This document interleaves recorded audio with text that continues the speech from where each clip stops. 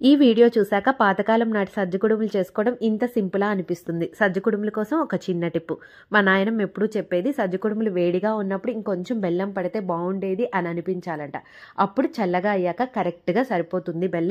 బెల్లం ముద్దల్లాగా చేసుకోకూడదు. ఒక గ్లాస్ సజ్జలు తీసుకొని శుభ్రంగా కడిగి 8 to 10 hours నానబెట్టుకోవాలి. నానిన తర్వాత వడబుట్టలో పోసి నీరంతా వడారాక గుడ్డ మీద పోసి పూర్తిగా డ్రై అయ్యే వరకు ఆరబెట్టుకొని బరకగా మిక్సీ బట్టి పక్కన పెట్టుకోవాలి. ప్యాన్ లో ఒక స్పూన్ నెయ్యి యాడ్ చేసుకుని పచ్చి కొబ్బరి ఎండు కొబ్బరి సన్నగా తరిగి కొంచెం లైట్ గా ఫ్రై చేసుకోవాలి. తర్వాత ఒక గ్లాస్ సజ్జలకి గ్లాసుకి కొంచెం తక్కువగా ఉండే బెల్లం తీసుకొని కరిగించుకొని యాడ్ చేసుకోవాలి. తర్వాత కొంచెం యాలకుల పొడి ముందుగా రెడీ చేసుకున్న సజ్జపిండి వేసి కలిపి స్టవ్ ఆఫ్ చేసుకోవాలి. తర్వాత చిటికెడు ఉప్పు వేసుకొని బాగా చల్లారిన తర్వాత చేతికి నెయ్యి పూసుకొని కుడుముల్లాగా చేసి 20 to 25 minutes మీడియం ఫ్లేమ్లో ఆవిరికి ఉడికించుకోవాలి. అప్పుడు లోపల వరకు బాగా కుక్ అవుతాయి. నెయ్యి ఇష్టమైన వారు నెయ్యిలో అద్దుకొని తింటే చాలా బాగుంటాయి.